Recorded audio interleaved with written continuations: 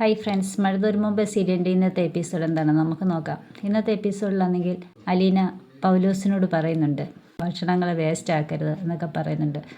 അതൊന്നും പൗലോസിനാണെങ്കിൽ ഇഷ്ടപ്പെടുന്നതേയില്ല.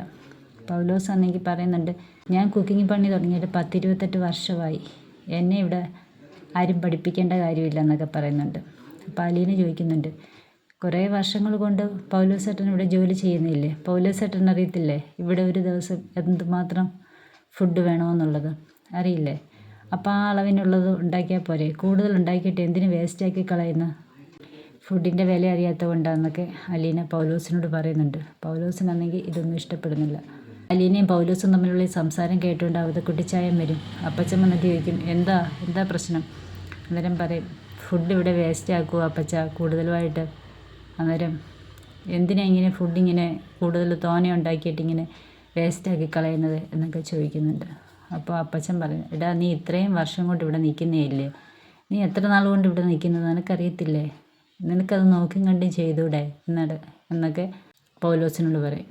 ഇനി നീ അതൊക്കെ നോക്കിയും കണ്ടും ചെയ്യണം. എന്തിനും എല്ലാത്തിനും ഒരു നിയന്ത്രണമൊക്കെ വേണം കേട്ടോടാ എന്ന് പറയും.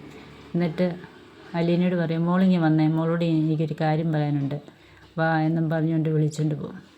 റൂമിൽ ചെന്നിട്ട് അലീനയോട് പറയും, മോളെ, അവരെയൊക്കെ നമ്മുടെ ജോലിക്കാരാണ്, അവരോട് തർക്കിച്ച് നമ്മളും അതേ ലെവലിലോട്ട് എത്തരുത്. പിന്നെ അവരും നമ്മളും തമ്മിലുള്ളൊരു എന്താ വ്യത്യാസമുള്ളത്? അതുകൊണ്ട് നമ്മൾ ഒരകലം പാലിച്ച് നിൽക്കണം. അതുകൊണ്ട് അവരോട് തർക്കിക്കാനും എടുക്കാനൊന്നും പോകേണ്ട കാര്യമില്ല നമുക്ക്. അവരെന്താണ് ചെയ്യട്ടെ. അതുമല്ല, ലാലിച്ചിന് ഇഷ്ടമല്ല കിച്ചണിൽ പോയി മോള് ഇങ്ങനെ സംസാരിക്കുന്നതൊന്നും ലാലിച്ചിന് ഇഷ്ടമല്ല. അപ്പച്ച കിച്ചണിൽ ദൂർത്താണ് നടക്കുന്നത്, അവിടെ ലാവിഷായിട്ടാണ് എല്ലാം. അവർക്കൊരു കണക്കും കാര്യങ്ങളും ഒന്നുമില്ല. അവർക്ക് തോന്നുന്ന പോലെ നല്ല നല്ല സാധനങ്ങളാണ് അവർ വേസ്റ്റാണെന്നും പറഞ്ഞിട്ട് വേസ്റ്റ് ബോക്സിലിടുന്നത്.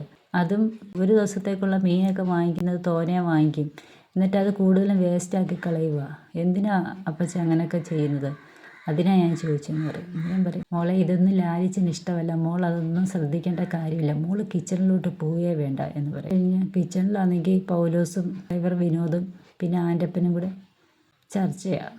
എൻ്റെ കുക്കിങ്ങിനെ പറ്റിയോ ഒന്നും ഇതുവരെ ആരും ഇവിടെ മോശമായിട്ടൊരു അഭിപ്രായം പറഞ്ഞിട്ടില്ല. എനിക്ക് ഇവള് പറയുന്ന കാര്യം കേൾക്കേണ്ട, ഇവളെ എനിക്ക് പേടിക്കേണ്ട കാര്യമില്ല. കേണൽ സാറിൻ്റെ മോളാണെന്നും പറഞ്ഞിട്ട് ഇപ്പം വന്ന് കയറിയതല്ലേ. നേരെചെറിയുള്ള മക്കളെയൊക്കെ നമുക്കറിയാമല്ലോ. ഇവള് പിന്നെ എവിടുന്നോ ഇപ്പം വന്നതല്ലയോ, അതുകൊണ്ട് ഇവളെ പേടിക്കേണ്ട കാര്യമൊന്നുമില്ല.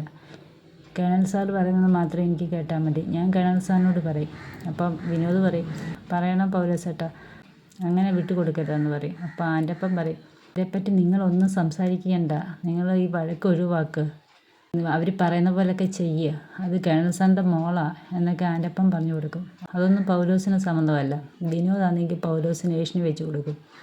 അതും കേട്ട് പൗലോസ് കേണലിനെ കാണാൻ പോകും. കേണലിനോട് പറയും, കേണൽ സാർ എന്നോട് ഇതുവരെ ഒരു കുറ്റവും പറഞ്ഞിട്ടില്ല, ഞാൻ നല്ല രീതിയിലാണ് ഫുഡ് ഉണ്ടാക്കി തരുന്നത്, ഞാൻ എന്ത് ചെയ്യുന്നതിനും ഇപ്പോൾ തടസ്സം പിടിക്കാൻ വരുക. ഞാൻ കേടായ പച്ചക്കറിയൊക്കെ എടുത്ത് വേസ്റ്റ് പാത്രത്തിൽ ഇട്ടപ്പോൾ എന്നോട് മോള് പറഞ്ഞു അതൊന്നും അങ്ങനെ വേസ്റ്റാക്കി കളയരുതെന്ന്. അപ്പം സാറ് പറഞ്ഞിട്ടില്ലേ നല്ല സാധനങ്ങൾ ഇവിടെ കറി വെച്ചാൽ മതിയെന്ന്. അതുകൊണ്ട് ഞാൻ ഫ്രഷായിട്ടുള്ള സാധനം വെച്ചാൽ സാറിന് ഫുഡ് ഉണ്ടാക്കി തരുന്നത്, അല്ലാതെ പുഴു അരിച്ചതൊന്നും അല്ലല്ലോ ഞാൻ ഫുഡ് ഉണ്ടാക്കി തരുന്നത്. ആ കുട്ടി അവിടെ താമസിച്ചപ്പോൾ അങ്ങനെയൊക്കെയുള്ള സാധനങ്ങൾ വെച്ചായിരിക്കും കഴിച്ചിട്ടുള്ളത്, അതുകൊണ്ടായിരിക്കും അതങ്ങനെ പറഞ്ഞത്. മീനിൻ്റെ തലയും വാലും ഞാൻ വെട്ടിക്കളഞ്ഞപ്പം പറയുക, തലയും വാലും ഒന്നും ഇങ്ങനെ വെട്ടിക്കളയരുത്, അതും കൂടി ഇട്ട് വേണം കറി വെക്കേണ്ടതെന്ന്. തലയും വാലും ഇവിടെ ആരും ഉപയോഗിക്കത്തില്ലെന്ന് പറഞ്ഞപ്പം അതൊന്നും പറ്റത്തില്ല, ഇനി മുതൽ തലയും വാലും ഇട്ട് ഇവിടെ കറി വെച്ചാൽ മതി എന്നൊക്കെ പറഞ്ഞു എന്നോട്.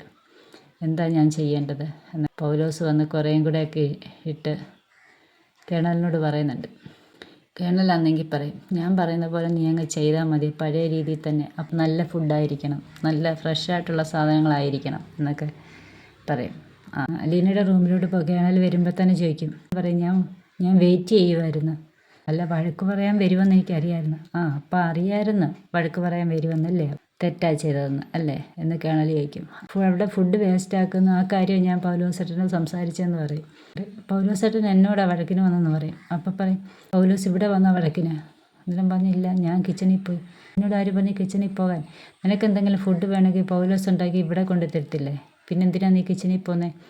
അപ്പോൾ ചോദിച്ചു, ഞാനിവിടുത്തെ എല്ലാ റൂമുകളിലും അടച്ചിട്ട റൂമുകളിലൊന്നും കയറരുതെന്നോ, ഏതെങ്കിലും റൂമുകളിൽ കയറരുതെന്നോ, എവിടെയെങ്കിലും കയറരുതെന്നോ വല്ല നിബന്ധനകളുണ്ടോ?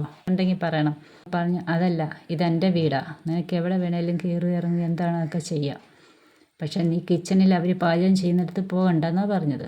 ഇതിന് പറയും, കിച്ചണിൽ കയറണ്ടെന്ന് പറഞ്ഞാലും ഞാൻ കിച്ചണിൽ കയറുമെന്ന് പറയുമ്പം സ്റ്റാൻലിക്ക് ദേഷ്യം വന്നില്ല. സ്റ്റാൻലി ആദ്യം പോകും. അത് കഴിഞ്ഞിട്ട് സ്റ്റാൻലി ഒരുങ്ങി എസ്റ്റേറ്റിൽ പോകാമെന്ന് പറഞ്ഞിറങ്ങും.